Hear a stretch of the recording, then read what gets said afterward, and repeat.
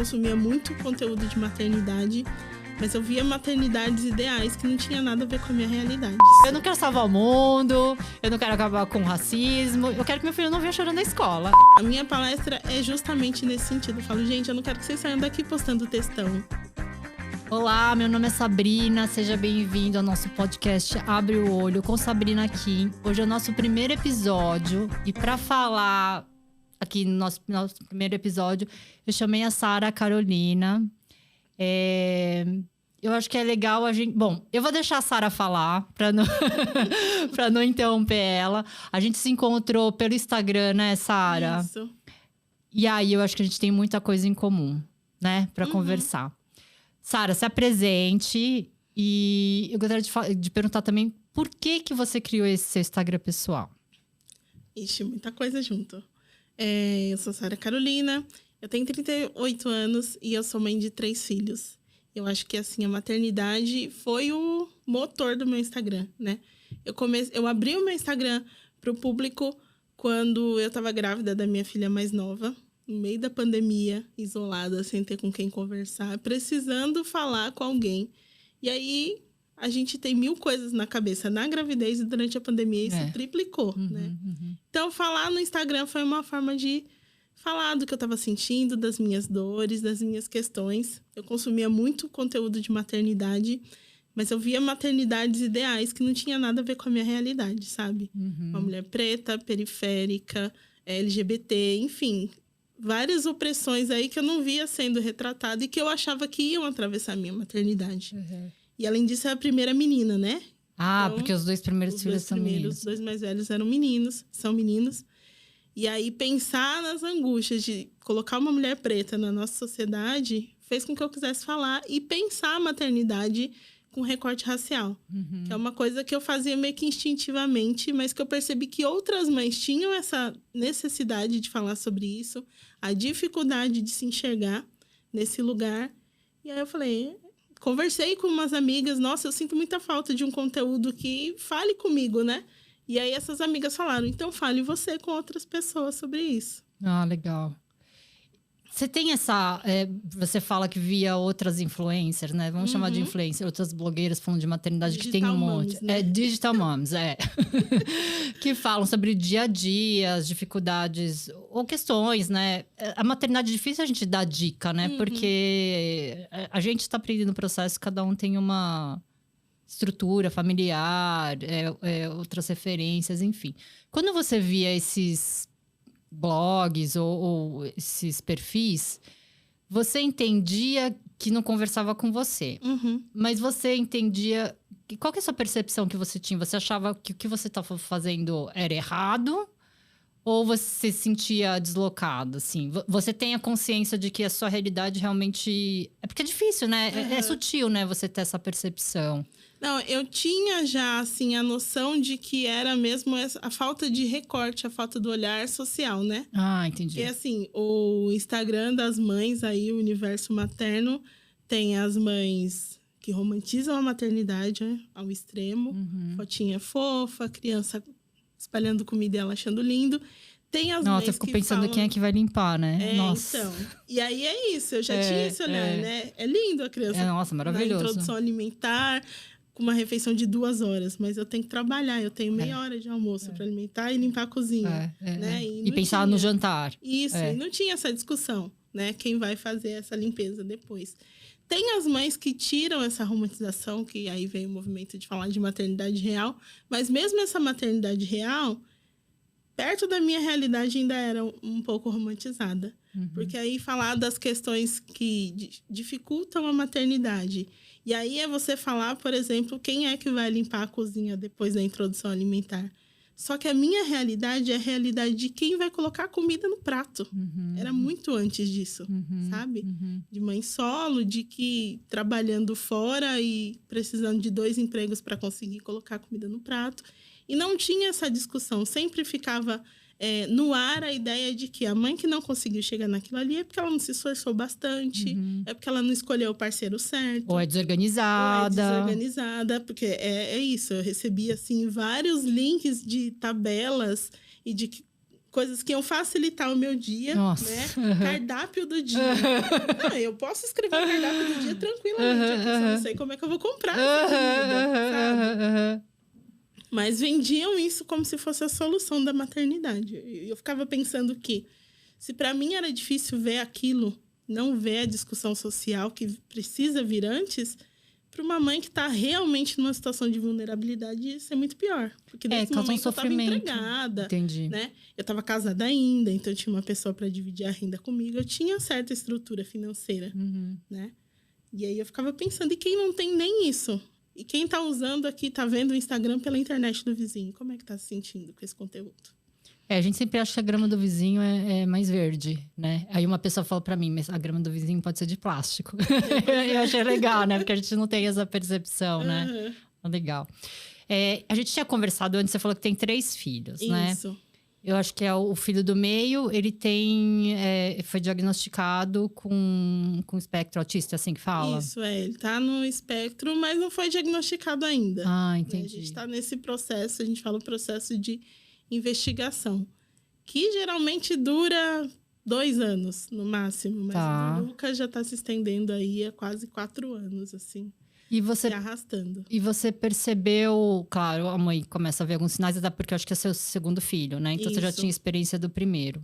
A gente imagina que sabe, né? Tal idade faz isso, rola, tal idade anda, etc, etc.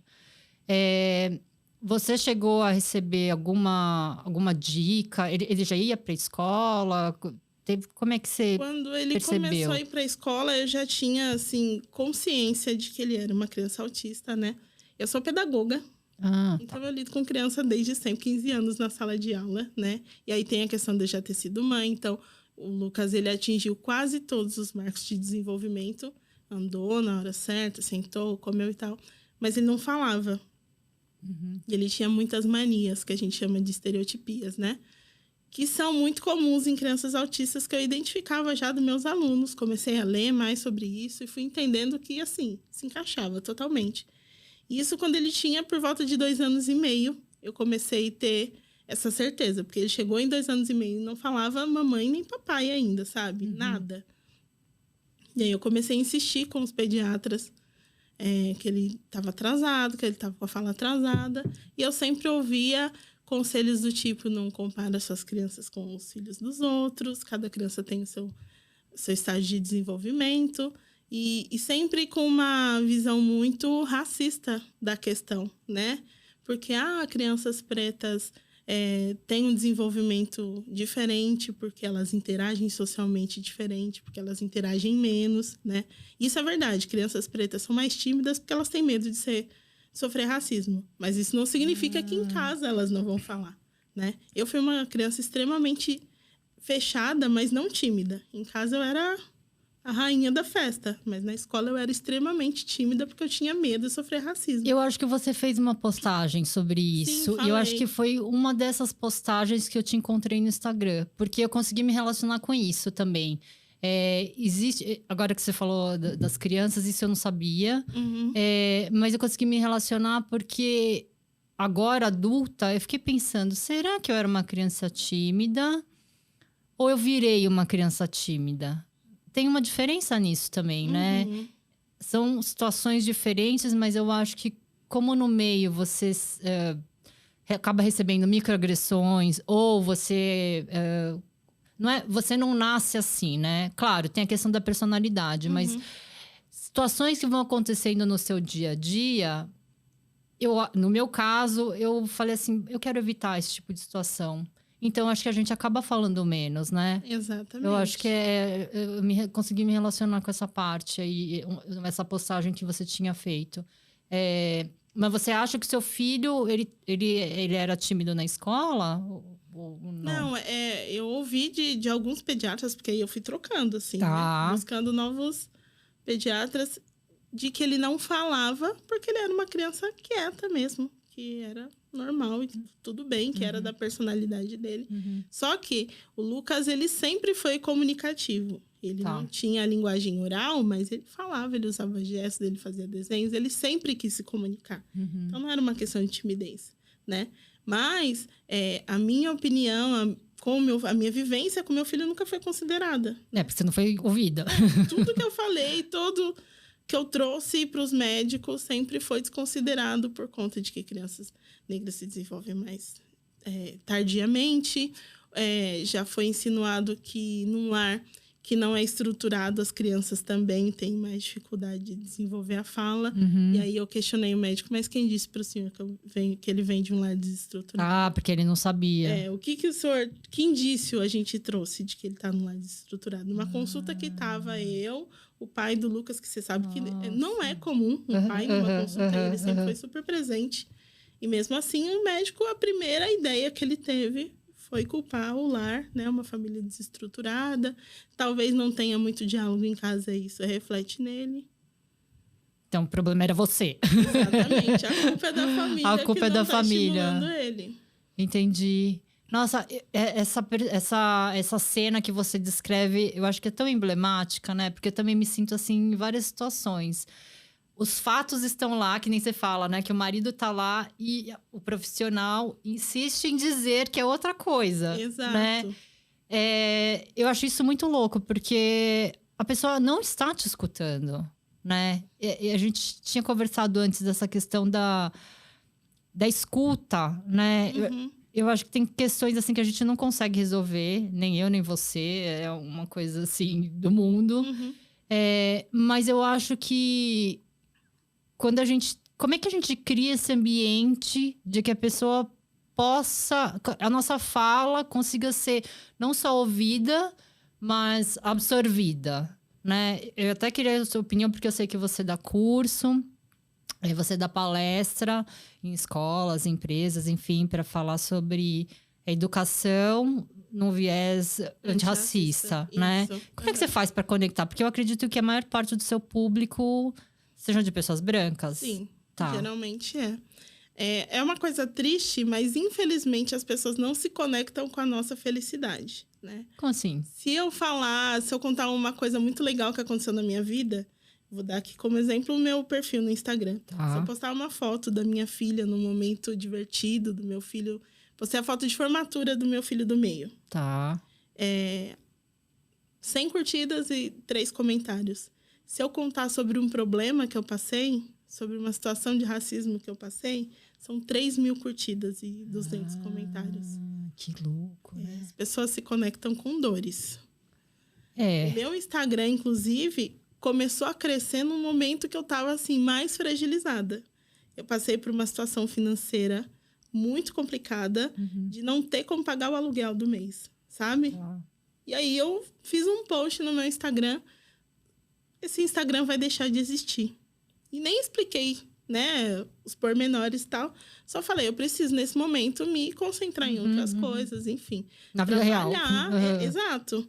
E pensar em outras formas de conseguir sobreviver, né? E a partir dessa mensagem, eu fiquei 2 dias sem usar o celular. E quando eu voltei, eu tinha ganhado 4.000 seguidores em 2 dias. Nossa! Caramba! E assim, as minhas postagens não chegavam a 30 curtidas, começaram a ter 300, 500 curtidas. Entendi.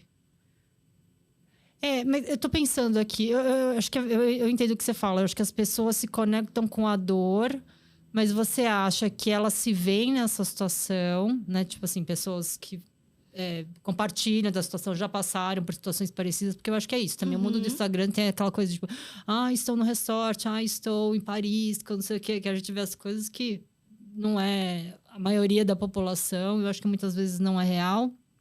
E aí eu acho que quando você vê um post de uma pessoa que também passa por dificuldade, ela se conecta com você acha que é isso?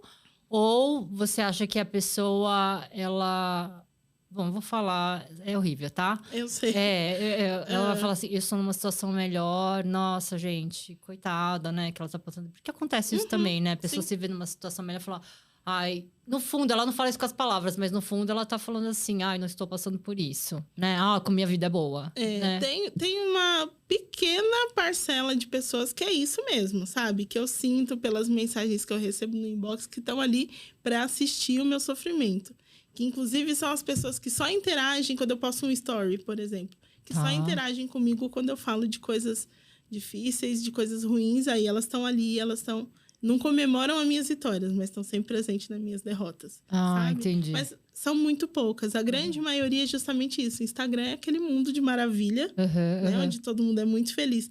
Quando você fala do que você realmente está passando, de uma vida real, as pessoas se conectam.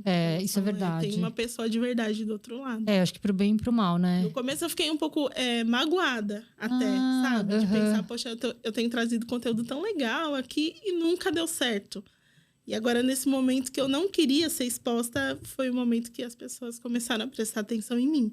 No início eu fiquei bastante sentida com isso, mas eu comecei a entender que foi isso. As pessoas entenderam que eu estava vivendo uma vida real igual a delas.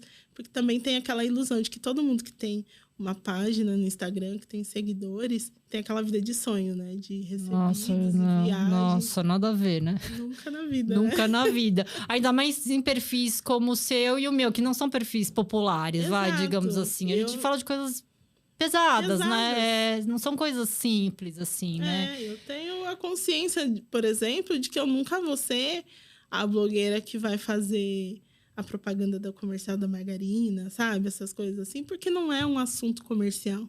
A minha família não é comercial. O assunto que eu falo não é um assunto leve, um assunto gostoso de acompanhar, e eu tenho consciência disso. Mas, por outro lado, traz essas pessoas que estão de verdade interessadas na questão, né? E quando você dá palestra, assim, as empresas pedem o seu tipo de a sua palestra, as escolas também, né? O público que vai assistir o que você tem para falar, que eu acredito que são pessoas que querem aprender, né? Você fala bastante da educação com viés antirracista. Quando a pessoa ela vai lá na sua palestra, você que tá lá no palco, você consegue ver a cara das pessoas, né? Qual que é o perfil dessa pessoa que recebe? É uma pessoa que quer aprender, mas ela acha que não é racista? Ou uma pessoa que já sabe que ela é racista e tá lá de coração aberto? Por que eu tô te perguntando isso? Eu vejo, assim, discussões, acho que não só online, mas presencial também, é que as pessoas falam agora é a minha visão, falam de racismo como se fosse um palavrão, né? E aí, quando você fala que a pessoa é racista, já fica na defensiva. Não, como assim? Eu sou uma boa pessoa. Assim, na cabeça, eu sou do bem. Eu penso nos outros. Eu estou presente na vida do meu filho. Reciclo lixo, né? Tipo isso, sim, não é? Reciclo lixo. É muito comum a pessoa se apresentar pra mim e trazer quase que um currículo, assim, sabe? Atestado de bom menino. Isso, é que são coisas diferentes, né, gente? Assim, você ter preconceito e você ser racista não significa que você não seja um bom pai ou que você seja uma pessoa mau caráter, né? Eu acho que tem um pouco de... ainda estamos nessa... Eu acho que tem pessoas que ainda estão nessa fase, assim. O que você sente dando palestras, assim, em relação ao público? Quando eu falo com mães, geralmente são pessoas que já entenderam que são estruturalmente racistas, né? É ruim falar essa coisa do racismo estrutural, porque fica muito assim, não temos culpa, esse é um racismo que paira sobre todos nós, então a gente não pode fazer nada. Mas aquele racismo que a gente aprendeu, que a gente foi socializado, né? Então, as mães, elas já têm consciência disso. Quando elas me procuram, vem ver uma palestra, ou vai fazer o curso, elas já têm essa noção. Agora, em empresas, a gente está num momento onde a empresa que não tem uma comissão de diversidade, por exemplo, ela não vai conseguir o ISO 9000 e não sei quanto. Então, nem sempre é um movimento genuíno, né, de interesse e de antirracismo. Às vezes é só para conseguir uma certificação. Então, acontece de ter aquelas caras do tipo, eu tô aqui para cumprir a tabela, para assinar a lista de presença no final da palestra. Mas aí, essa questão de se conectar com a dor vai mudando. Nessa 1 hora de palestra, eu vejo pessoas que chegam extremamente resistentes, com aquela postura corporal assim, né? Se afastando de mim, cruzando os braços, e que com o tempo vai entendendo que eu não tô ali para acusar ninguém. Né? Eu sempre começo as minhas palestras falando, esse aqui é um espaço educativo. Esse é o único lugar que você tem direito de expressar todo o seu racismo. Que é pra gente entender de onde ele vem e repensar a tua postura. Né? Então, aí, as pessoas vão se desarmando e vão entendendo que possivelmente são racistas. Porque é isso que você falou. Se eu chego e falo, olha, todo mundo aqui é racista, causa aquele estranhamento, né? Então, a pessoa já vai ficar extremamente resistente comigo, porque ela tem na cabeça que o racismo é aquelas cenas bizarras que a gente vê em filme de violência extrema. Explícita, né? Se eu não faço isso, se eu não agrido fisicamente uma então pessoa, tá tudo bem. eu não sou racista. Não consegue entender que tem nuances aí, né? Eu acho que no dia a dia as nuances é que é mais pesado, né? Porque, assim, quando a gente vê essas notícias, chamou alguém de macaco, ou foi agredido no mercado, que é real, né? A gente consegue identificar o racismo, mas aquele do dia a dia, aquele que quando seu filho volta da escola chorando, ou aquele que você não teve lugar de escuta, é difícil. A gente sabe o que é. Pra mim, eu demorei para entender que seria uma questão de racismo ou preconceito na minha situação. Porque eu falei, eu acho que fui eu que falei baixo. Eu acho que eu não expliquei direito. E aí as coisas vão se repetindo, né? Você vai achando que, nossa, eu acho que eu não sei me expressar. E hoje eu cheguei à conclusão que, na verdade, eu não tenho espaço de escuta. Que eu acho que você deve entender o que eu tô falando, né? Que eu acho que é um pouco parecido com a questão do médico, né? Que você falou do diagnóstico do seu filho. Sim, é isso. Eu sempre fui uma pessoa que tive opinião sobre tudo. Até o que não precisa eu tenho opinião e eu quero falar da minha opinião. Vocês têm que me ouvir. Mas eu nunca tive esse espaço, né? Que é a questão da gente se achar tímida. Eu sempre falei pra todo mundo, quando eu me apresento, gente, eu sou tímida e tal. Aí, 5 minutos depois, todo mundo fala pra mim, você não é tímida, você fala pra caramba, você é super articulada e tal, não sei o quê. Mas eu já coloquei esse rótulo em mim pra não me frustrar quando eu não consigo falar. Mas eu não consigo falar por outros motivos e não por timidez, né? Entendi. E no trabalho sempre foi assim, de ter projetos incríveis para apresentar e não ter coragem de colocar na mesa, porque eu sei que ele vai ser desconsiderado antes mesmo de ser analisado, sabe? E é sempre esse lugar de silenciamento. E aí é difícil as pessoas identificarem que isso é racismo. Eu tive dificuldade, eu também. Quanto mais uma pessoa que não tá sofrendo a situação. Não, né? Quem não tá sofrendo, eu acho que é muito difícil você conectar. É muito, porque eu acho que o estereótipo ele vem antes, né? Tipo, ela não tem isso racionalizado na cabeça dela, mas é visto como menos desqualificado, ou por conta de todos os estereótipos que foram construídos, né? Deixa eu te perguntar, nessas palestras que você faz, eu acho que você já tinha respondido, mas a maior parte do público é um público branco, né? Você fala de muitas mulheres. Depois da palestra, qual é o feedback que você recebe? Porque assim, se a pessoa ela está lá fisicamente, então ela abriu espaço na agenda dela, foi lá, enfim, teve uma ação proativa em relação a determinado assunto, né? Tá bom, viu a palestra, isso aqui.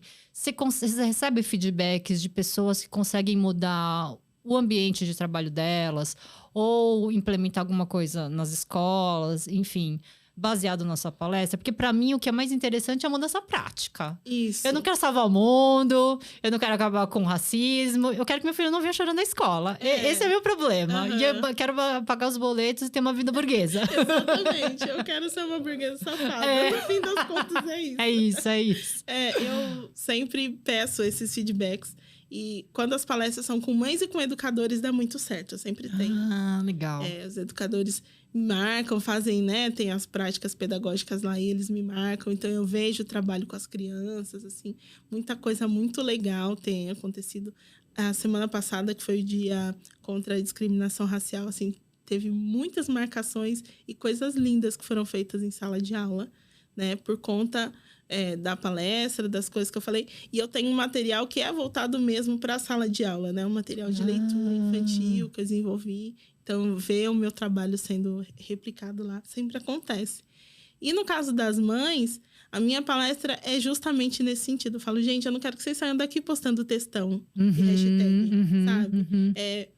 O primeiro passo é vocês se reconhecerem nesse lugar de uma pessoa que pratica o racismo E entender o que vocês precisam fazer para mudar. E entender, principalmente, como é que você leva o antirracismo para os seus filhos. Como? Então, como, Sara? É isso, né? Aí eu vou propor várias coisas do dia a dia mesmo, porque... É o que a gente quer, é o do dia a dia. Falar no campo é lindo você falar pro teu amigo, poxa, não fala assim, essa tua fala foi super racista, mas isso vai mudar ele? Não, ele vai parar de falar na tua frente e pronto, né? O que a gente vai fazer? A gente vai desenvolver várias práticas do tipo de representatividade, mas não é aquela representatividade que sempre as famílias brancas me trazem, né? Eu tenho muitas bonecas pretas em casa, eu compro livros com personagens pretos, é super importante, mas ele não pode ser só um produto, né? Porque senão você transforma a representatividade num produto. Eu compro a boneca preta, eu compro o livro preto, eu vou ao cinema ver o Pantera Negra. Vira uma questão de status também, Exatamente. né? Vira uma questão de status. Tipo, tá vendo? Eu sou engajado. Exatamente. De você mostrar, é a sua validação, é a carteirinha do antirracista. Tá vendo? Eu tô com a boneca preta aqui. Exatamente. A preta é a preferida da minha filha. Ai, nossa. Sempre ouço isso, mas ela tá vendo a boneca como preferida porque ela gosta de pessoas pretas ou porque ela possui pessoas pretas. Tem que ter essa diferenciação. Então, essa representatividade, ela tem que ir além. Se você, sei lá, quantos profissionais atendem a sua criança? Tem professor, tem pediatra, faz, sei lá, o inglês, a natação. Tem pretos que atendem os seus filhos. Quando vocês vão ao teatro, vocês escolhem uma peça que tenha representatividade ou aquela equipe toda branca, né? A adaptação de uma peça de um autor branco, a representatividade tem vários níveis. Você convive com pessoas pretas, então tem que ter essa reflexão e essa mudança. Não adianta a gente ficar falando se não tiver a mudança prática. Não convive com ninguém preto, começa a frequentar espaços que tem pessoas pretas. Você nunca vai conviver, a pessoa falar para mim, eu não tenho... Ninguém da minha família é negro, não tenho amigos pretos. Como é que eu vou forçar essa convivência com meu filho? Não, você não vai pegar lá o primeiro pretinho da sala do teu filho e obrigar ele a ser amigo. Mas frequenta espaços que tem pessoas pretas. Porque você vai fazer amizades novas, né? E vai acontecer organicamente. Não dá para pegar um token lá e fazer aquela pessoa, olha, essa daqui é a prova de que eu sou antirracista. Porque aí vira um fardo para... Agora eu tô falando de crianças, né? Já é um fardo para adultos, né? Mas para criança, vou falar racializada, que não é branca, ela vira um fardo, né? Um fardo no sentido, ela fica com peso, né? Eu acho que... Eu acho que a criança não tem essa percepção, mas ela acaba virando representante de um grupo, né? Isso. Representante de todos os pretos, representante de todos os asiáticos. Eu recebo, assim, mensagens... Teve várias... Era uma coisa meio supérflua. Supérflua, não. Mas é que já foi batido isso. Entre os asiáticos, a gente discutia muito a questão de ser chamado de japa. Porque o japa, o China... E a gente tava falando assim, chama pelo nome, né? Né? É o mais simples, né? Então, meu nome é Sabrina, você pode falar pelo meu nome. Não, mas é uma brincadeira, não, mas... enfim. E aí, um monte de mensagem que eu recebia, era tipo assim... Então, eu tenho um amigo que é japa, que é descendente de japonês, e eu chamo ele de japa, ele falou que não liga. Como assim? Se a fala de uma pessoa e o cara fala, não, tudo bem, validasse, então você pode chamar todo mundo a comunidade inteira de japa, por exemplo. Eu acho que acontece um pouco isso também, né? Que caramba! Que a pessoa, você assim... vira o porta-voz do movimento negro. O que eu falei, acontece muito quando tem, acho que 1 mês, 2 meses aí, a Virgínia, lá, a mega influenciadora, colocou trança, né? Ai, gente, não sei quem é. Coincidentemente, a mulher tem... Ela é branca? Eu fiquei sabendo porque na semana que eu fiz um vídeo falando sobre a história das tranças, essa mulher resolve me colocar trança. Então, assim, a cada 10 mensagens, 9,5 falando das tranças da Virgínia, porque ela é branca e o que eu achava daquilo, tal, não sei o quê. E aí eu falei, eu particularmente acho um horror. Não usaria se eu fosse uma pessoa branca. Minhas amigas brancas que querem fazer, eu falo, para com isso, não me faz passar essa vergonha. Mas isso sou eu. E aí começou uma galera a me mandar vídeos de uma mulher africana falando, nós africanos não nos importamos com isso. Eu acho que eu já vi esse vídeo também. Eu falei, gente... É isso. Ela não liga, então vai usar trança lá perto dela, sabe? Porque ela é uma mulher africana e vocês estão comparando comigo, que sou uma mulher preta brasileira, com outra vivência, com outro tipo, que sofre um outro tipo de racismo, né? Porque lá no país, eu acho que a mulher era angolana, se eu não me engano. Em Angola, a maioria da população é preta. Isso, é o que você fala do contexto, né? Da gente saber a leitura. Pra ela tá tudo bem, porque vai ter 2 pessoas brancas lá usando trança, mas 98% da população é preta. Aqui é diferente, não dá pra gente comparar. E outra, ainda aqui no Brasil tem pessoas que não ligam e que tá tudo bem também, porque é isso, né? Cada um tem a sua opinião e não é porque nós somos pretos que nós pensamos todos iguais. Exato, eu acho que essa é a grande dificuldade, né? Mesmo aqui, a gente conversando agora, acho que as pessoas que não têm esse tipo de percepção. Você é a representante das negras e eu sou das pretas e eu sou a representante das asiáticas. Você não é a Sara e eu não sou a Sabrina. Desumaniza, Desumaniza, gente, né? é como se... Que nem, aqui claro, a gente não pode ser ingênuo de achar que as pessoas não vão achar que a gente é representante dos nossos grupos. Mas eu acho que a minha luta, e eu não vou ver isso em vida, eu tenho plena consciência, é de que a gente possa ser visto como pessoas. Indivíduos. Como indivíduos, sim. né? Então, tipo assim, quando falam do japa, né? Quando a pessoa fala, eu tenho um amigo meu que não liga de ser chamado de japa. No começo, eu não sabia nem o que responder. Eu sou uma pessoa extremamente irônica, mesmo quando eu não quero, mesmo quando eu não tô na intenção. E aí eu comecei a usar, depois de um tempo, como arma, sabe? O deboche. Porque é isso, a gente fica sem saber o que responder, tem horas.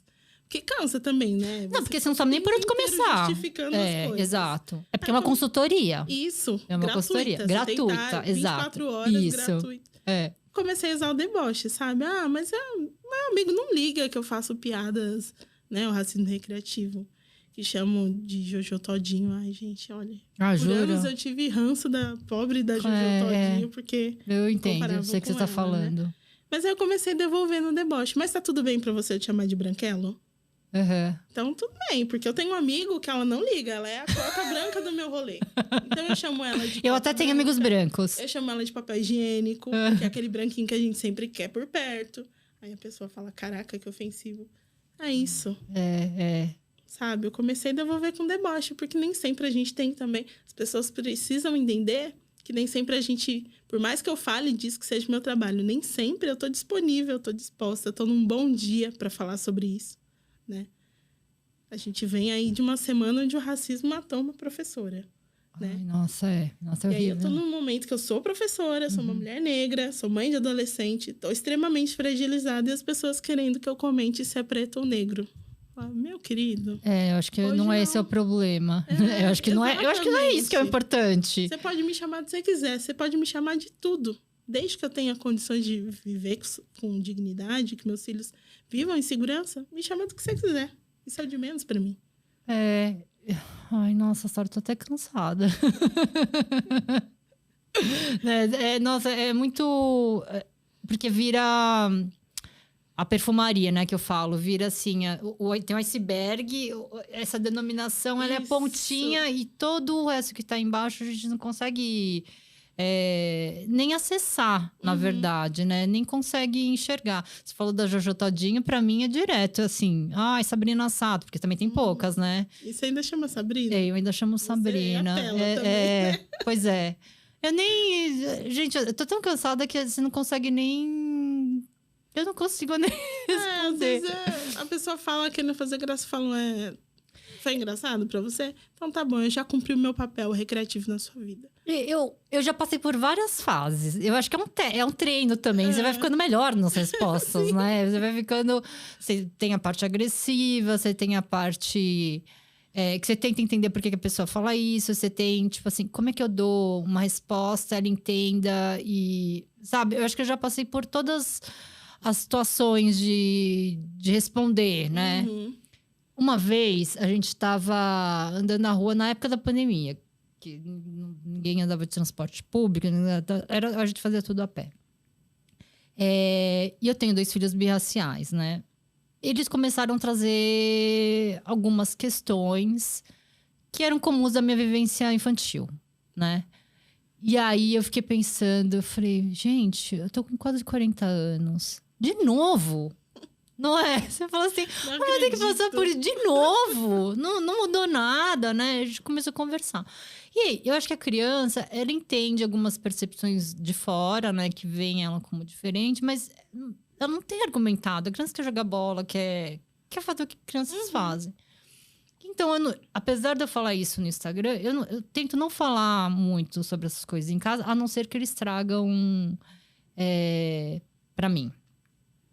E aí, aí veio essa questão, uma vez, acho que ele tava na rua e um morador de rua chamou de japa, falou alguma coisa, assim. E aí, eles ficaram meio, assim, desconfortáveis, né? E a gente seguiu andando. E aí, eu falei, bom, vou aproveitar a situação pra vamos ver o que, né? Porque meu filho falou assim, ai, a gente devia ter falado isso pra ele, né? Eu falei, né, filho, eu sei o que você está falando, né? A gente sempre tenta pensar na melhor resposta para dar um fora na pessoa, né? Tipo, tá vendo? Só que eu falei, mamãe já passou por isso. A gente vai melhorando na resposta. Tem dias que você não quer responder, tem tudo bem. Tem dias que você quer pensar na melhor resposta para confrontar a pessoa. Mas eu fico pensando... E eu nem sei se é a melhor resposta. Por isso que eu acho que a maternidade é muito dura, né? A pessoa que falou... Não mudou nada a vida dela. Mas a gente tá cozinhando isso aqui. A gente tá pensando nisso. Eu sei que te incomodou. E a gente fica pensando dias nisso, né? Então vira uma... A pessoa que fez a agressão... Eu acho isso também injusto, né, Sara? Você dá poder pra pessoa, né? E a gente fica com esse sofrimento, ou pensando, sofrimento que eu falo, a gente fica cozinhando, né? Esse tipo de resposta. O que poderia ter respondido, o que poderia ter falado. E nunca tem a resposta ideal, né? Digamos assim, enfim. Eu tenho feito isso com os meus filhos e recentemente até falei sobre isso lá no Instagram, que a gente precisa ter um protocolo. Ah, que eu vou fala fazer? que quero aprender. Quando acontecer um caso de racismo com um coleguinha, o que você vai fazer? Você vai chamar a professora, se você estiver na escola. Se estiver em casa, se estiver perto da mamãe, você vai chamar a mamãe. E se alguém for racista com você, você vai correr pra... né? Você tem que pensar as estratégias que cabem na tua dinâmica familiar, que a tua criança é capaz de fazer.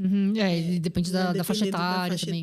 Da maturidade, enfim. E você precisa ter respostas também.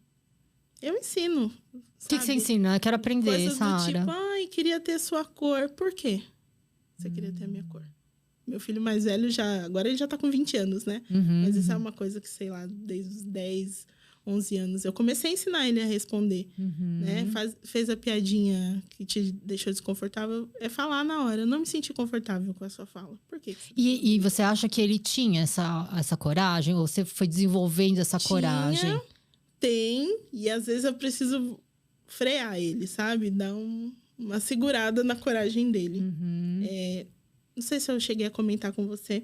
Meu filho sofreu uma abordagem policial muito violenta aos 15 anos de idade. O seu primeiro filho, né? Justamente por ser do enfrentamento, né? De não abaixar a cabeça, de olhar no olho. E ele estava vindo do supermercado, comprou absorvente para a mãe. Que adolescente de 15 anos quer mostrar uma sacola de absorvente.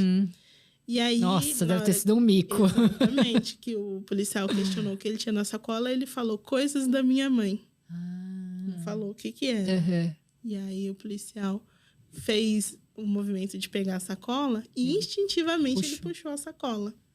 E isso rendeu um soco nele. E aí eu comecei a entender que eu precisava frear um pouquinho o enfrentamento, né?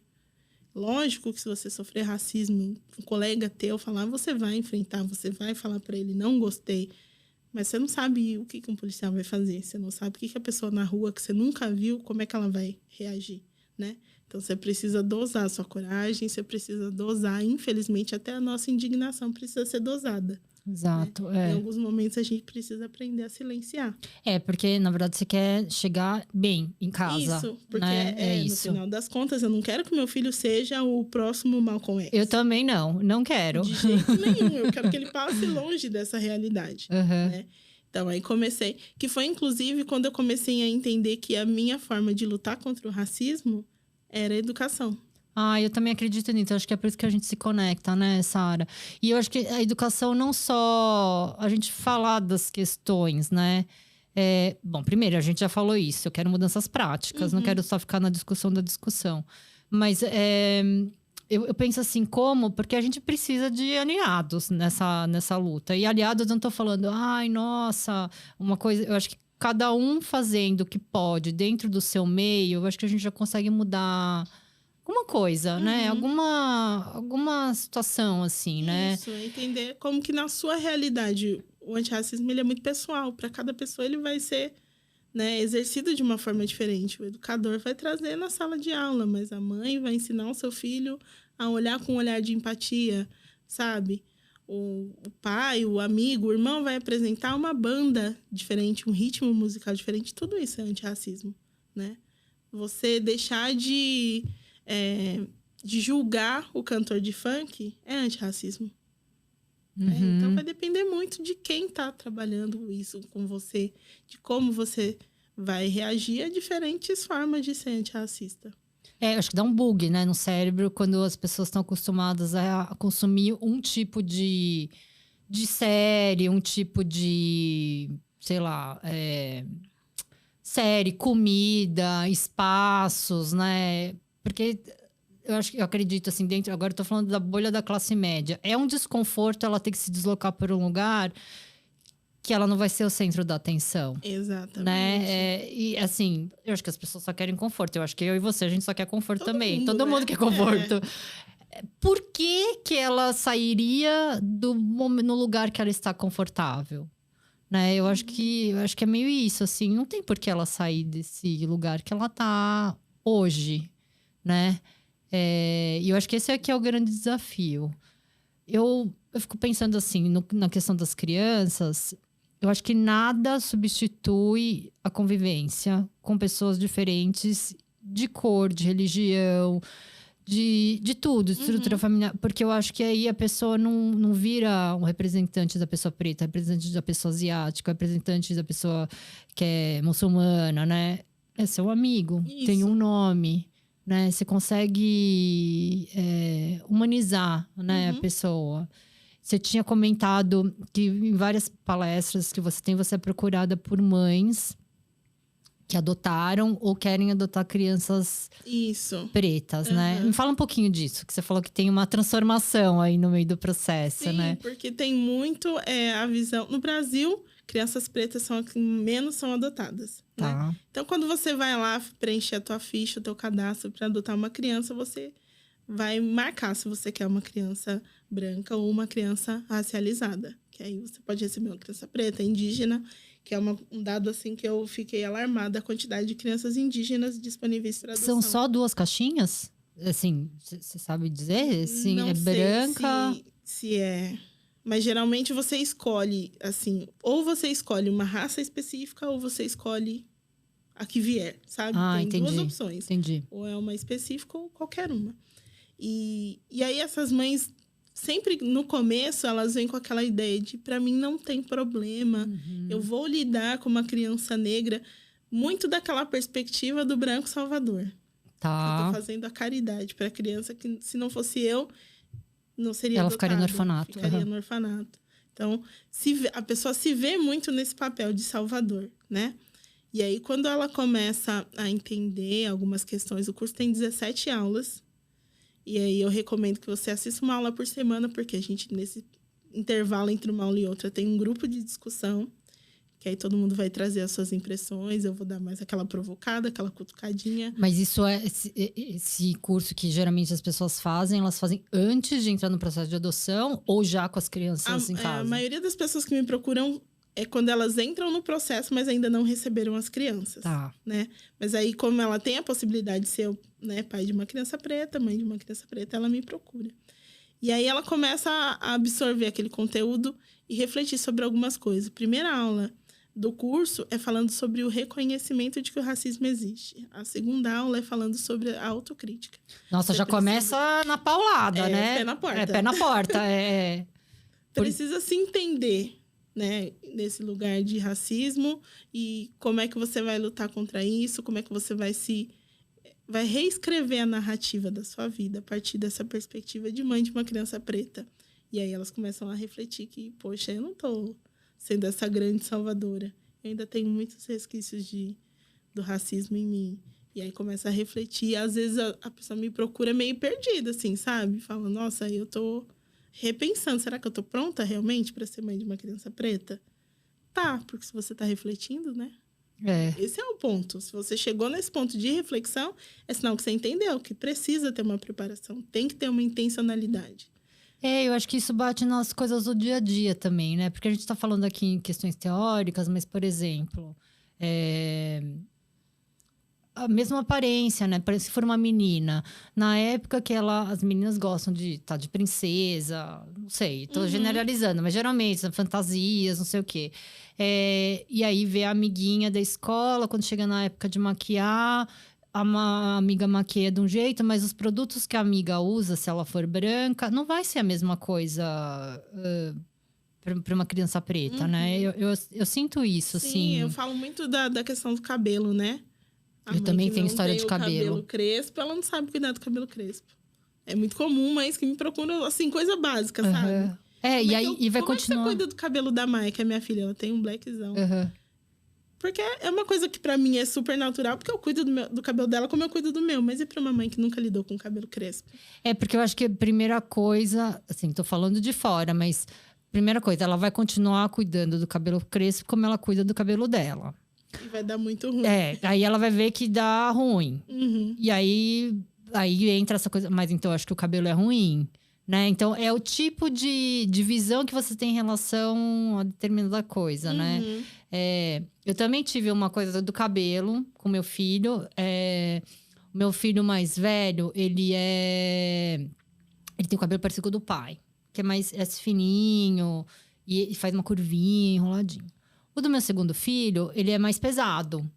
E o jeito que corta do primeiro, não dá pra cortar do segundo. E na pandemia, meu marido foi cortar o cabelo das crianças, porque não dava pra sair. Foi fazer isso. E aí, o meu segundo filho, quando o meu marido cortou, ele falou assim... Ah, você corta o meu cabelo como se fosse o seu. Eu não sou você. Meu cabelo é diferente do seu. E isso ficou meio que na cabeça, né? Porque poderia ter passado em vão. Tipo, a criança não sabe de nada, só tá cortando o cabelo, não sei o quê. Mas eu acho que foi a primeira vez que ele entendeu e falou assim... Nossa, é verdade. Isso também é um jeito de você ver raça, né? Sim. Um jeito de você ver e falar... Bom, pera... Eu entendi o que ele falou. Então, aí de novo, escuta. Porque poderia não ter esse lugar de escuta. Exato. Poderia ter falado, o que você tá falando? Eu vou ter corta cabelo, não sei o que lá. Mas aí eu acho que o meu marido percebeu que, tipo assim, realmente, eu não sei cortar o cabelo dele. Mas teve essa reflexão, né? Isso, você vai se deparar com... Criar filhos é difícil pra todo mundo. Nossa, branco, é muito preto, difícil. Indígena, sempre vai ser difícil, asiático. Todo mundo vai ter essa dificuldade. Mas se você tá aberto a refletir sobre o que fazer com ela, com essa dificuldade, muda a coisa, né? Você tem que tirar essa chavinha de que você precisa ouvir. A escuta é perfeita, assim, que você falou da escuta, porque é isso. Se a gente está disponível para ouvir de verdade, a gente consegue, pelo menos, acolher, né? Nem sempre a gente vai resolver. Isso, eu acho que Nossa, adorei que você falou isso, Sara. É isso mesmo. Porque a gente não vai conseguir resolver. Não tem como resolver. Dar conta de tudo. Não tem como resolver, é verdade. Eu acho que o acolhimento e reconhecimento de que essa dor existe, eu acho que é o primeiro passo, né? Você entender que o problema... Que eu acho que é a questão quando a gente fala de racismo, né? Todo mundo tem... Parece que é um palavrão, né? Não vou falar. E aí, quando a gente não fala, quando a gente fala... Eu não ligo para essas coisas, eu considero todo mundo igual. Na verdade, você tá negando... o problema. Então, se você não tem problema, você não tem que... silenciando as vítimas, né? Você tá ignorando soluções possíveis, inclusive. Como é que você luta com uma coisa que não existe? Isso, eu penso isso também. É tipo assim... porque você vai fazer terapia se você não tem problema, Exato, né? Isso mesmo. Você precisa reconhecer que existe. E verbalizar. É muito importante verbalizar, né? O meu filho, o do meio, que é autista e tal, ele tem... certa dificuldade de entender a sutileza, sabe? Da conversa, aquele entretexto e tal. E aí, um dia a gente tava numa... É uma lanchonete que tem perto de casa. Tinha uma criança sentada na mesa ao lado, comendo um salgadinho. Do que ele mais gosta na vida. Ele tem seletividade alimentar. Então, o que ele gosta de comer são pouquíssimas coisas. Mas quando ele gosta mesmo. E aí, ele queria aquele salgadinho que não tinha naquele lugar. E aí, a menina que tava comendo, ela deixou o saquinho no chão, assim, pra pegar um não sei o quê. Aí, ele foi lá e pegou um salgadinho. Ele tinha 6 anos na época. O pai dessa menina agiu como se meu filho tivesse tomado o celular da mão dele. Sabe? Assim, como se tivesse sido um roubo. E aí, ele começou a brigar e discutir com o meu filho. Aí, o pai do Lucas, que estava junto nessa ocasião, lógico, foi defender o filho. E aí, o cara se fez de ofendido, porque tem aquele estereótipo do homem negro violento, né? Tá. E aí, pra ajudar a formar esse estereótipo, o pai do Lucas é um cara negro, tatuado, de boné, Sim. de barba, corintiano. Assim, eu falo pra ele que ele é um combo de opressões, né? E aí, o cara, ele reagiu completamente inverso.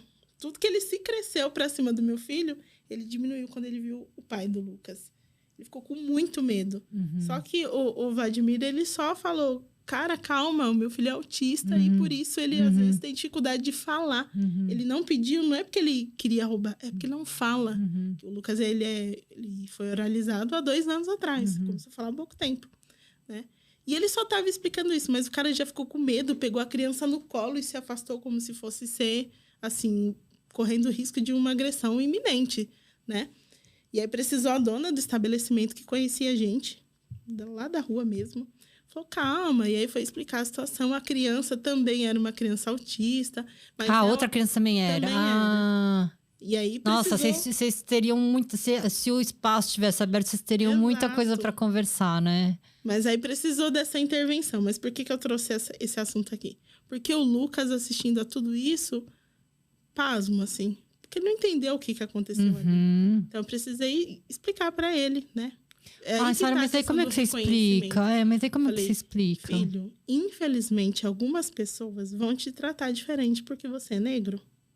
Se você fosse uma criança branca nessa situação, ninguém ia brigar com você do jeito que você brigou. Que esse homem brigou com você. Então, você precisa entender que a gente tem que agir com muito cuidado. A gente nunca pega, a gente nunca encosta no que é do outro, porque a gente é negro.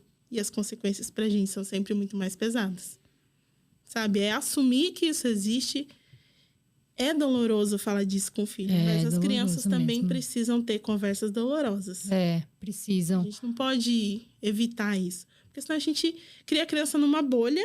E aí ele vai chegar na adolescência, que é a fase onde as pessoas têm mais facilidade em ser cruéis. E aí ele vai sofrer muito, né?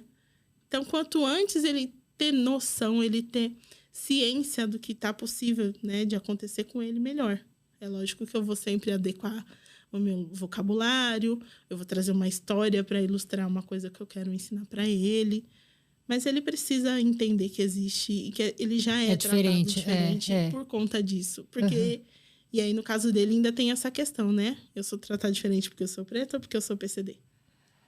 É tudo misturado, né? Não dá... As duas coisas. É que nem, acho que na situação. Eu sou tratada assim porque eu sou mulher ou porque eu sou asiática ou porque você é preta. Vem tudo... É o combo, né? Que vem junto. Você estava falando dessa coisa da criança, da gente ensinar para elas algumas coisas. Eu também, às vezes, quando eu posso e quando eu acho que deveria... Eu fico muito na dúvida, né? Se a gente preserva essa fantasia da criança. Porque você também tira ela... Aí você vê também que algumas infâncias... Algumas crianças têm mais privilégio de ser criança do que outras. Totalmente. Né? Teve um caso uma vez que meu filho estava jogando futebol na escolinha. E aí as crianças depois foram tomar banho no vestiário. E uma das crianças começou a chamar ele de coreaninho. Ele não gostou. E essa criança que chamou é uma criança bem amiga dele, né? Mas que também ela tá reproduzindo um estereótipo, né?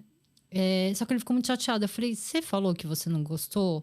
Porque às vezes a pessoa nem sabe, filho, que você não gostou. Ele falou, eu falei que eu não gostei, pedi pra ele parar e ele continuou. E eu não estava nessa situação. Eu fiquei sabendo pelo meu marido, né? Que eu achei que foi legal essa situação ter acontecido sem eu estar lá. Porque como eu sou a racializada da família, essas questões eles vêm trazer pra mim, não vêm trazer pro pai, né? Porque eu acho que tem essa coisa da escuta, né? Tipo assim, eu acho que minha mãe vai entender melhor do que o meu pai, né?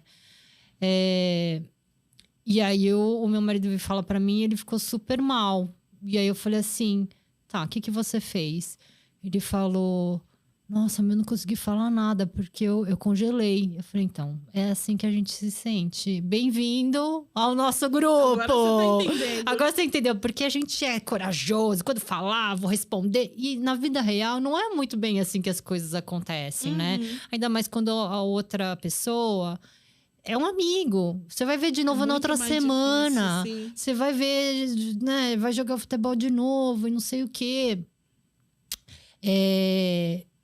E essa criança... Agora eu vou abrir o coração aqui, né? E essa criança é negra. E aí eu também vou até prolongar essa história. Porque eu acho que é uma coisa que acontece muito. Eu falei, bom, então a gente vai falar com esse amigo, vamos explicar pra ele, porque eu acho que ele não sabe, né, filho? Mas aí também tem outra coisa, a gente explica. Agora, o que a pessoa vai fazer com essa informação não é responsabilidade sua. Eu tento tirar esse fardo deles, porque a gente não tem a função da consultoria. Isso. E eu acho que a gente tá dentro da gente desde muito criança. Né? Então, quando a pessoa ela não muda o comportamento dela, a gente se sente culpada porque a outra pessoa não mudou o comportamento. E fala, eu acho que eu não expliquei direito, eu acho que ele não entendeu, eu acho que se eu falar assim, não sei o que, não sei o que, não sei o que lá. E isso é um peso gigantesco, né? Gigantesco. Você tem que ficar pensando uma estratégia. Uma criança de 9 anos, sei lá, 10, 11 anos, tem que ter uma metodologia para educar racialmente seus colegas. Não. É muito pesado. É muito pesado. Não, aí eu vou te contar essa continuação da história, né? E aí, como tem os termos, algumas coisas já foram estruturadas, né, na escola, né? Espero eu. Muitas crianças já sabem que você não pode chamar de macaco, essas coisas. E aí, sabendo disso, meu filho falou assim... Eu tava conversando com ele sobre isso, ele falou... E ele tem cara de bandido. Aí eu falei assim... Aí você vê, né, também como é que é o meio, né? Eu falei... Filho, mas por que você acha que tem cara de bandido? No fundo, as crianças, um pouco, elas sabem. E aí, como ele se sentiu machucado, ele também quer machucar o amigo. Claro. Por isso que é muito... Né? Vamos falar do dia a dia, de como é que é. E aí, a gente explicou.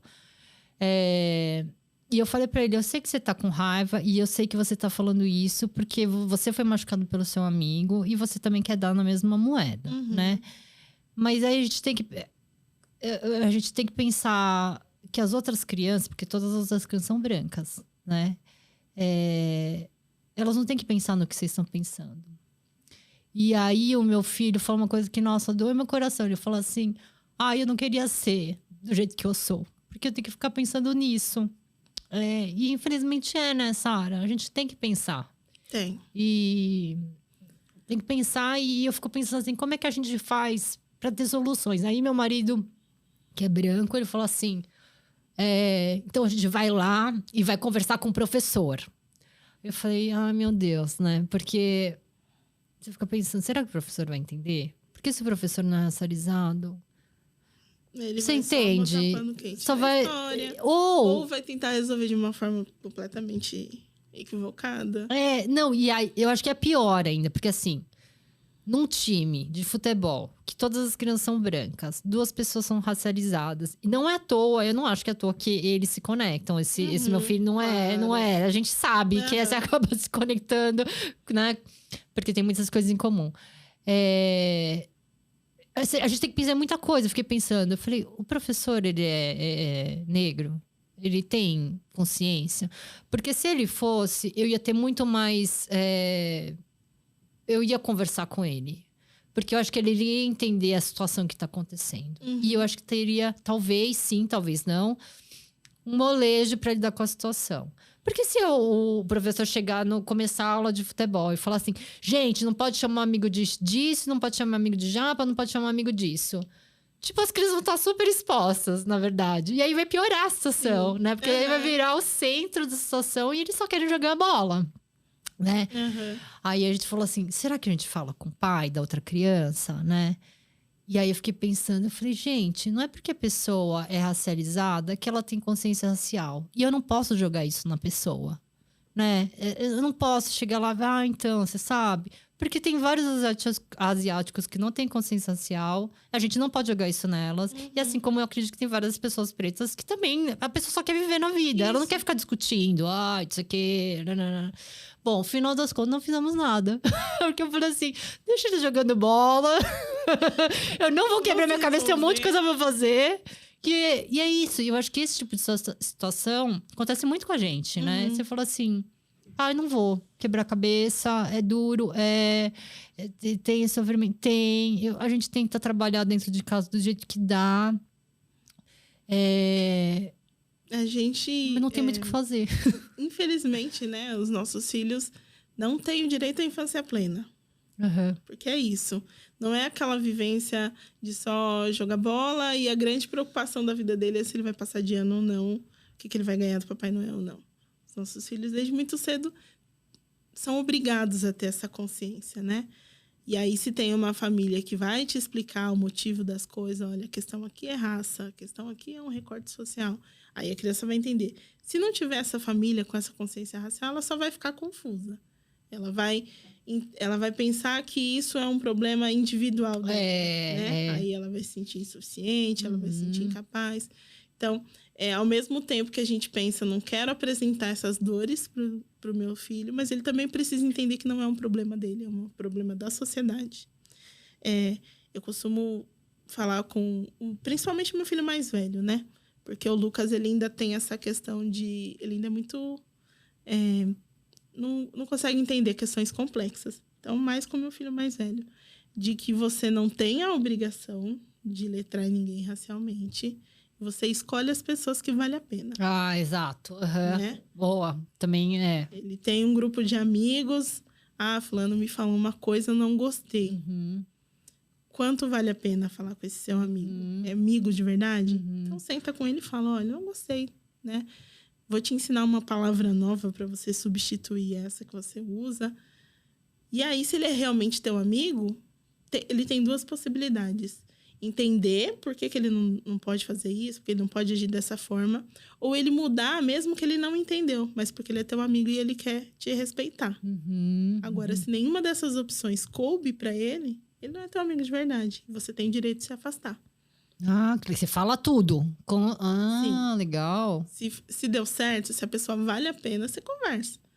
Agora, se é um cara que você vê uma vez na vida, uma vez na morte, você não vai ficar... mas esses daí não é. Não vai gastar seu Joga pro universo. Tempo. Exatamente. Joga pro universo, eu falo isso também pra eles. E agora, se é uma pessoa que vale a pena, você conversa. Mas também você não vai ficar insistindo, porque é isso. Não pode ser um peso, não pode ser uma obrigação, né? Você não tem que ter esse compromisso de resolver todos os problemas raciais do seu círculo social. Todo mundo tem que também fazer a sua parte. E tem a questão da consultoria, né? Eu vou fechar com essa questão da consultoria nessa área. Porque muitas... Não pode. Eu já me coloquei muito nesse lugar da consultoria. E tem uma amiga minha que ela falou assim... Ela falou, mana, você não tem que explicar nada pra ninguém. E aí, quando ela falou, eu falei... é verdade. Eu não sei como... Então, paga. Exatamente. Por muito tempo, eu tinha essa... Por ser professora, né? A gente tem... todos os lugares. Eu tô sempre ensinando, mesmo quando eu não quero, né? Da minha personalidade. Mas aí eu comecei a entender isso, que eu era a amiga preta / wiki preta, né? Eu falo, não é a Wikipédia, é a wiki preta de todo mundo. Falei, não, peraí. A partir de agora eu atendo em horário comercial e o meu valor é esse. Tá? Boa. Você quer uma consultoria, uma mentoria, a gente vai sentar e vai conversar, mas eu tenho um valor, porque isso é trabalho. Não posso viver o tempo todo falando disso. Porque é um assunto difícil, é um assunto que me engatilha. Nossa, tem muitos gatilhos, né? Eu não posso é verdade. ficar o tempo inteiro em sobressalto, né? Então, eu comecei a... E quando você traz isso, a pessoa, ela recebe bem? Nem sempre. Porque tem muita gente que entende que tá me fazendo um favor. Ah, é. Nossa, esse é um clássico. Sabe? Uhum. Tipo, eu tô me colocando disponível para aprender e você não quer me ensinar. Exato.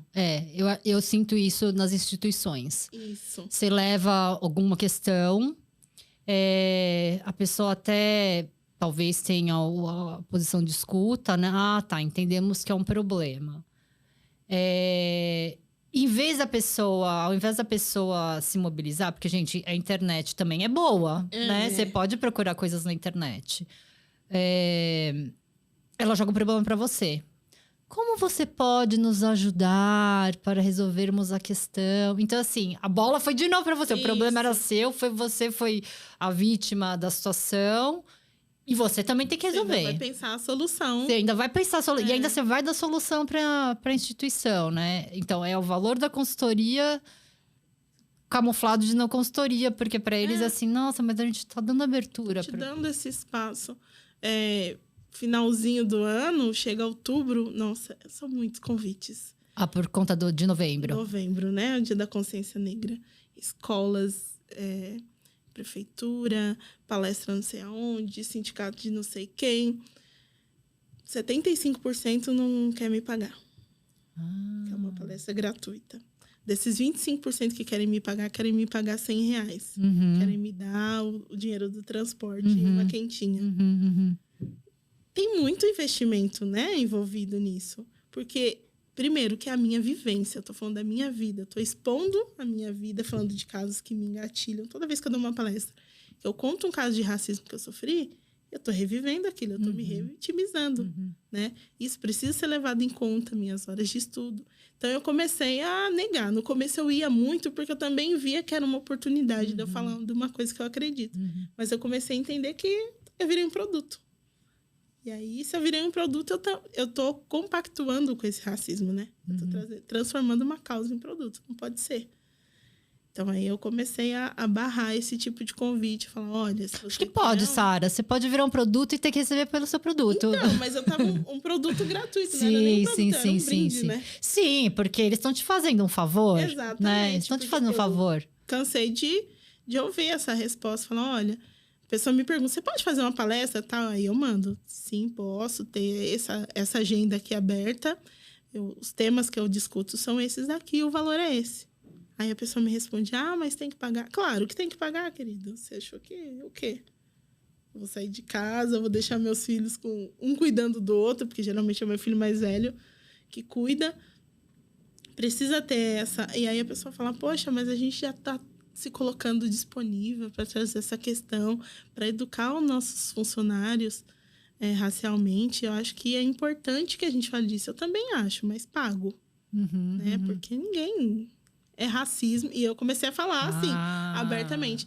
É racismo da sua parte achar que o meu trabalho não tem valor. Achar que tem que ser um trabalho voluntário. Né? Você não tá me fazendo favor nenhum. Que é aquela história que eu te disse, né? Meu povo não criou o racismo. Então, tem que resolver. Eu tô fazendo um favor em te ajudar. Eu acho que essa é a postura. Eu acho que é essa virada de chave. Eu também tive essa virada de chave também. Antes eu falava assim, não, acho que eu vou falar sobre isso, porque eu vou ajudar as pessoas. Mas aí você vê que, na verdade, é o contrário, né? Você vira a consultora. Isso. A consultora e representante. Na verdade, você nem quer falar desse assunto. Sabe quando virou a minha chave nesse sentido? Quando eu comecei meu Instagram, eu falava muita coisa, trazia muito conteúdo. As pessoas enchiam meu inbox, meu WhatsApp de perguntas, eu lá, não perdendo tempo, que é um assunto importante, mas deixando de fazer outras coisas para sustentar os meus filhos, né? Para responder essas pessoas. E aí eu falava, olha, mas se a gente quiser conversar e discutir isso mais profundamente, eu tenho uma mentoria. Clica no link, sobe o negócio. Aí a pessoa fala, nesse momento eu não consigo investir.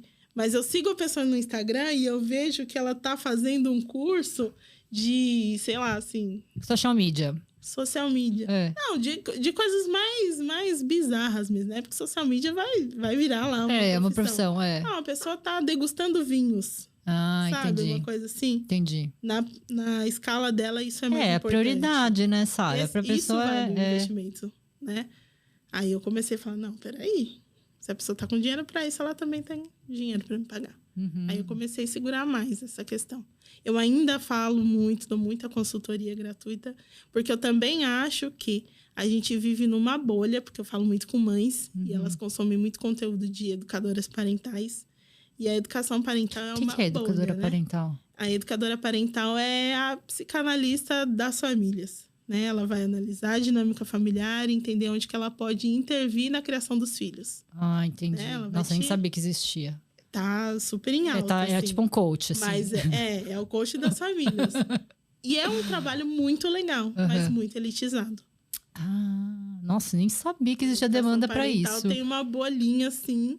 Você fazer um curso legal de educação parental, você vai desembolsar R$12.000. Nossa. Quem é que tá fazendo esses cursos? É a elite.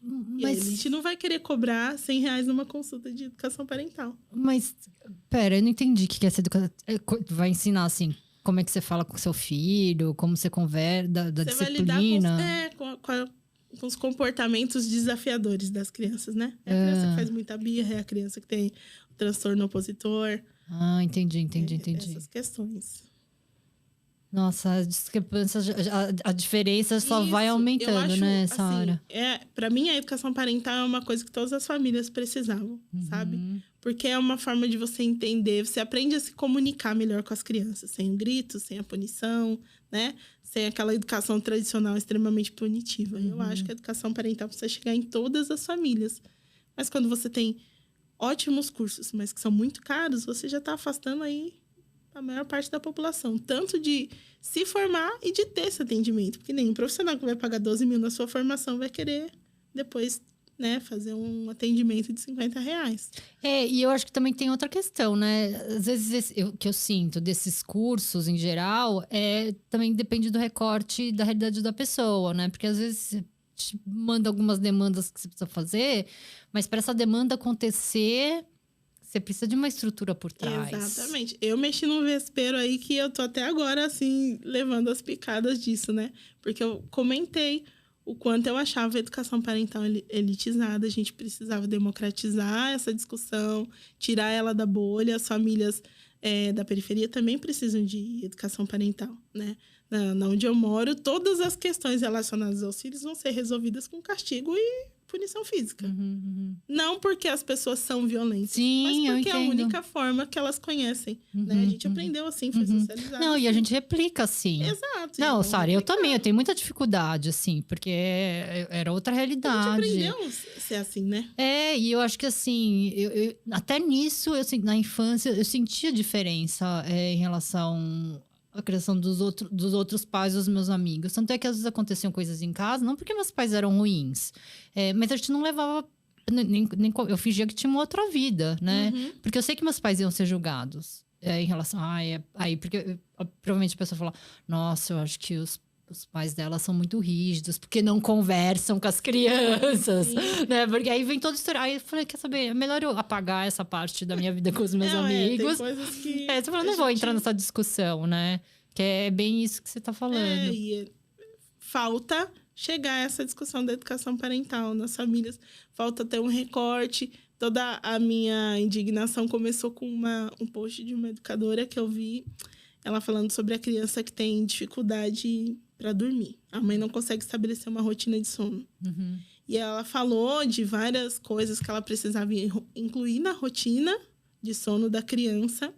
Então, aí eu vou te dar um exemplo aqui. Se você costuma brincar com a criança no quintal de manhã, começa a brincar mais à noitinha. Você pega uma piscininha ou dá uma volta de carro. E aí eu piscininha, assim, volta de carro. Que carro? Que quintal? Que piscininha, sabe? Porque assim, você vai ter que inflar a piscina, vai ter que colocar água, provavelmente você vai ter que ferver um pouco de água, passar com o negócio... Exatamente, né? Não é simplesmente abrir a porta de casa e ter uma piscina olímpica disponível num condomínio incrível. Dar uma volta de carro num lugar super seguro. Tudo isso, envolve tudo isso. Gente, a gasolina tá cara. Pois é, pra ficar dando voltinha de carro. Pra algumas famílias vai funcionar e se ela tem condições, tudo bem. Mas eu preciso pensar numa rotina de sono que também inclua a mãe que acabou de chegar do trabalho às 9 da noite, super cansada e precisa urgentemente fazer a criança dormir, porque depois que a criança dormir, ela ainda vai limpar a casa, lavar roupa e preparar o lanche do outro dia. E aí eu falei sobre isso, né? E aí saiu gente assim Mas você falou sobre isso aonde? Nos meus stories. Eu nos discuto stories. bastante essas questões nos stories, Tá. né? Saiu gente do umbral pra falar que, mas você precisa entender. Não, gente, eu não preciso entender. Vocês que precisam, né? Tudo que a gente faz, tudo que a gente fala tem que ter recorte de classe, tudo tem que ter recorte social. A sua vida particular, lógico que você vai fazer o que melhor encaixa, mas quando você está aconselhando famílias de todos os tipos, você precisa dar conselhos que sirvam para famílias de todos os tipos. Entendi. E aí, assim, uma coisa que eu vi, a partir dessa discussão, apareceu muita educadora parental no meu inbox para falar, olha, eu faço atendimento social, divulga meu trabalho, né? Isso foi muito legal. A gente está até bolando um projeto legal, aí. porque aí você vai trocando figurinhas, Isso, né? É muito legal. Muita gente e a gente está pensando nisso, né? De formas de ampliar esse atendimento social. Escolas de educação parental que dão bolsas para que, né, pessoas que não têm condições de pagar o curso. Enfim, começou a aparecer ações. Essa é a mudança real, né, Sara? Essa é a mudança que a gente consegue introduzir no dia a dia. Aquilo, né? Como é uma bolha, às vezes até existe esse recorte. Mas não é tão discutido, não é tão falado, não tem a visibilidade que precisa. Porque também a questão do poder da divulgação também já é discrepante também, né? Exatamente. Como é que... Na minha rua, sei lá, 4 pessoas usam o Instagram todos os dias. Porque o Instagram tá lá mostrando uma realidade que não é a minha. Eu tô lá de pura resistência, assim. Tem dias que eu abro o Instagram e falo, ai, caraca, deixa eu passar aqui esse eu não vou ver, porque é terça-feira, 2h, e a pessoa tá fazendo spinning enquanto eu tô aqui esfregando roupa. Entendi, eu também tenho essa... Eu falo assim, não vou julgar, mas eu julgo. Eu julgo. Julgo legal. Eu também. Nossa, é um conflito interno, né? Não é da minha conta, mas poxa, cara, posta pelo menos. Não, eu super entendo o que você tá falando. Então, Sara, como é que faz pra gente acessar os seus cursos? Porque, gente, tem muito conteúdo aí, enfim, eu acho que todo mundo pode se beneficiar do que você tá falando. Eu não consigo me afastar da educação, é o que eu te falei, né? Da minha personalidade em ensinar. Eu acho que o conhecimento tem que ser democratizado. Todo tipo de conhecimento, até aquela coisa mais boba do mundo, precisa ser democratizado. O que eu percebo, assim, o que é óbvio pra você, não é óbvio pra mim, né? E eu acho que, assim... Por mais que a gente fale do ambiente tóxico, se fala muito disso das redes sociais, né?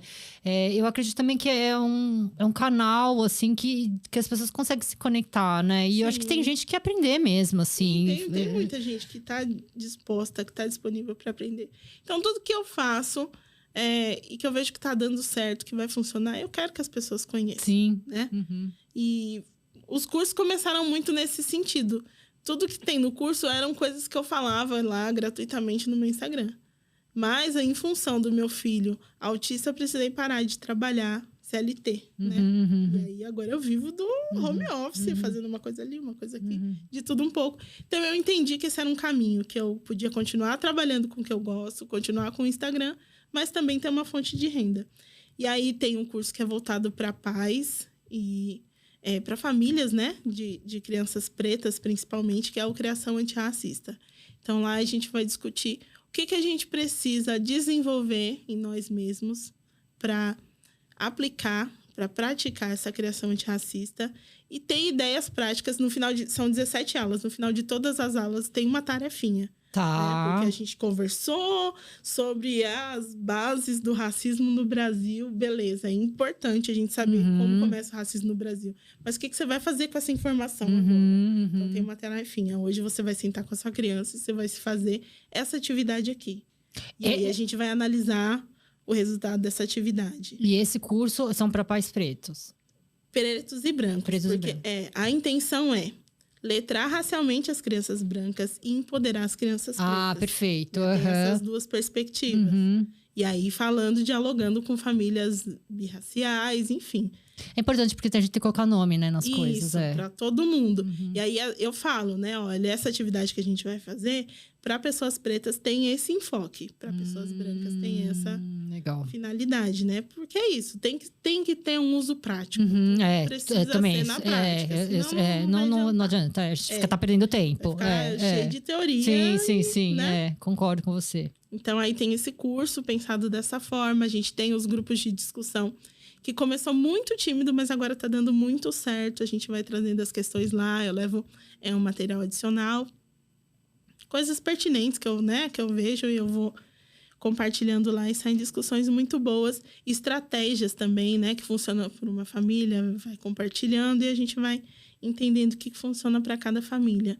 E tem os workshops, que esse aí eu faço geralmente a cada 3 meses, que é também para as famílias, mas pensado para como você vai atuar na escola, né? Porque eu senti que precisava de uma continuidade. Começou com o curso Criação Antirracista e essas famílias entenderam o que elas podiam fazer de diferente. O curso, a primeira turma vai fazer 1 ano, mês que vem. Ah, que legal. Então, parabéns. Assim, obrigada. A gente já conseguiu entender, né, o que é possível e o que ainda falta. E aí, a devolutiva que eu tinha era... Estamos discutindo muito em casa, tivemos muita evolução em casa, mas a criança chega na escola e ela ouve um discurso completamente diferente. Esse é o mais comum. Que ainda acredita em racismo reverso. E como é que eu faço? Então, a gente precisa começar a atuar nas escolas, porque a gente tem uma lei, né, que obriga as escolas a trabalharem a diversidade.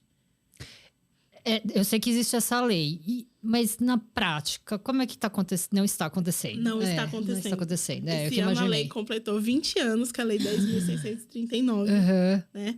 Primeiro começou com uma lei falando sobre o ensino da cultura e história afro-brasileira. Tá, isso eu lembro. E aí depois ela teve uma... Não é uma revogação, esqueci a palavra agora. Enfim, saiu uma outra lei complementando, falando de populações marginalizadas, né? E aí incluiu indígena, ribeirinhos, quilombolas, os povos de tradição cigana, né? Que são minoria da minoria, mas existe no Brasil e a gente precisa contemplar a cultura cigana também. Enfim... Ai, Sara, você tá numa lista, você tá vendo que, tipo, a gente nem tá nessa lista. Pessoas como é que a gente não tá na lista e imigrantes também não estão na lista. Então, assim, está difícil aqui no topo, imagina que vai chegar na gente. E quando eu falo no curso, eu sempre falo disso. Gente, eu tô falando aqui do ponto de vista do oprimido, mas entre os oprimidos, tem os oprimidos. Vocês precisam pensar em tudo que tem aí, né?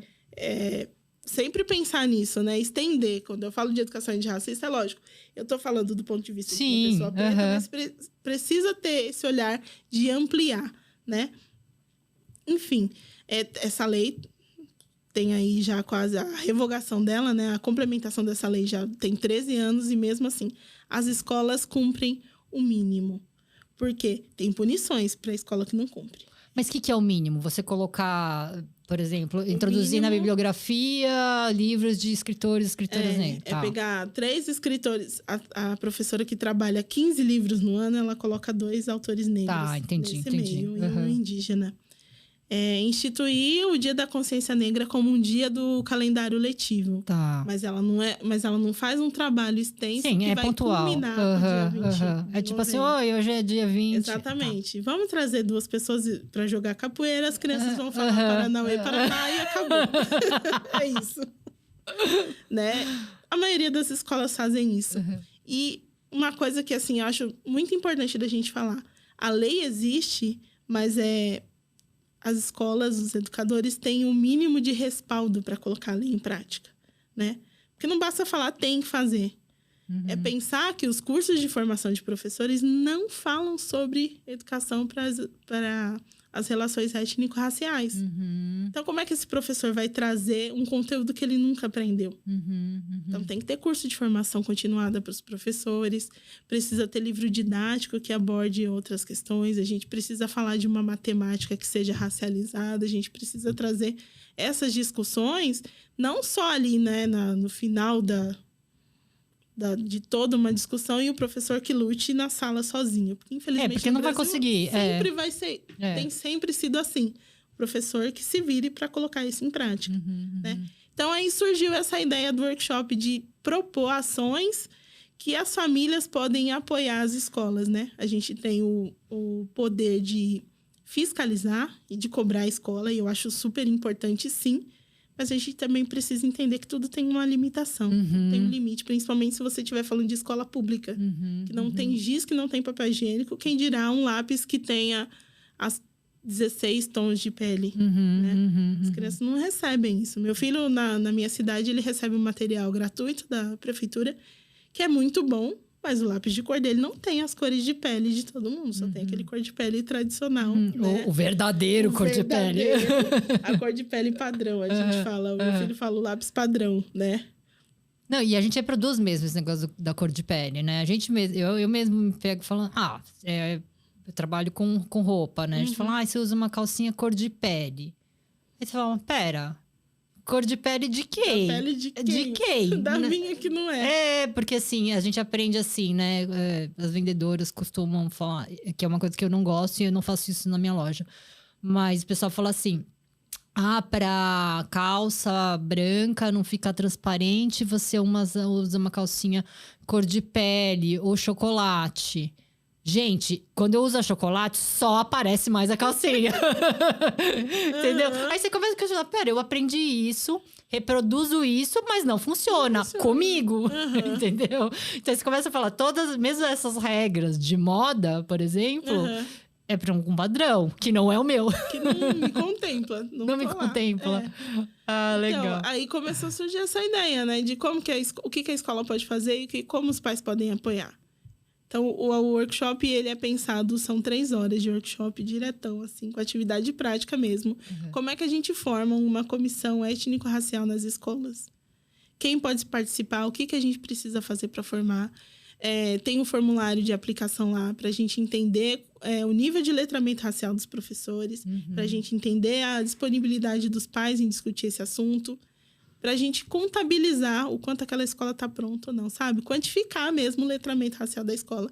E, a partir disso, traçar metas possíveis para cumprir a Lei 10.639. É muito, assim, da coisa prática mesmo, é atividade do dia a dia, o que a gente vai trabalhar na geografia para contemplar isso. É uma coisa bem, assim, para ser dinâmica, sabe? Coisa que a gente consegue... Hoje, acabou o workshop, amanhã a gente já começa a fazer alguma coisa a respeito. Legal. Mas a prática. Na urgência mesmo, porque eu acho que, assim, é urgente. As escolas estão muito... Estão sendo um ambiente de reprodução de discurso de ódio, né? E a gente não pode deixar que isso aconteça. Cada vez mais a escola está chegando nesse patamar. Então, esse workshop foi meio que, assim... a cordinha de emergência. Era uma coisa que eu já tinha ideia de fazer, mas que eu estava pensando por um outro momento, porque eu queria que ele fosse presencial, eu queria chegar nas escolas. É uma cordinha de emergência que, se a gente começar agora, a gente só vai ver resultado mais daqui 10 anos, né, Sara? É muito... Não, então, mas esse workshop, ele é pensado para 1 ano depois já ter resultados. Legal. É isso, a gente consegue mensurar os tem, inclusive, resultados. Lá as questões para a gente mensurar esse resultado, para a gente entender e reaplicar e reformular, recalcular a rota, mas que seja muito rápido, porque a gente não pode esperar 10 anos em 10 anos. Não pode, então vai não morrer pode. Muita gente. A gente não pode chegar nesse limite absurdo, né? Então, aí vem um workshop nisso. Só que aí, é isso, uma coisa vai desencadeando a outra, sabe? Só que aí... Tá, mas não tem tanto material assim pra gente trabalhar as questões étnico-raciais na história. Então, eu comecei a pensar num material que dê esse suporte pro professor, porque o professor não tem tempo de bolar não tem. Todos os dias um planejamento e atividade diferente.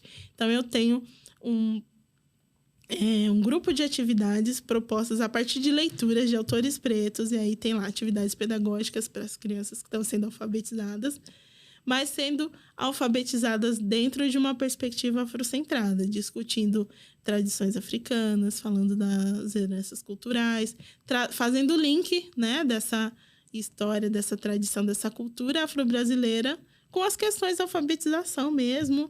Então, aí eu juntei nisso a alfabetização, a cultura e história afro-brasileira, e uma questão que eu acho que é super importante, que às vezes a gente perde a dimensão, a inteligência socioemocional. Né?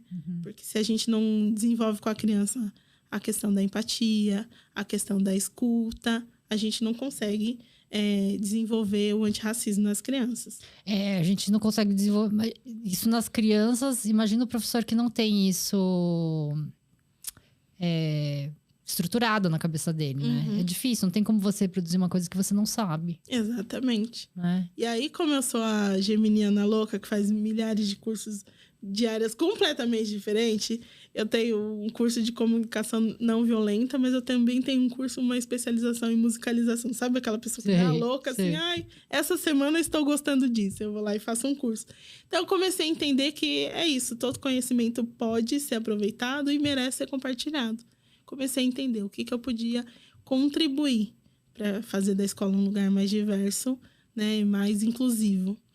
E aí comecei a desenvolver. Aí veio o curso, veio o workshop, veio os materiais pedagógicos e vamos nessa, né, Sara? Vamos nessa. Então tá, eu vou agradecer aqui por você ter vindo, disponibilizado o seu tempo. Me fala qual que é o seu @ e nesse @ as pessoas conseguem ter acesso a esse curso, é isso? Aos cursos, né? Entrar em contato com você. @maternagem preta em todas as redes sociais, mas eu tô mais presente no Instagram e no TikTok, né? As outras é meio esporádico, assim.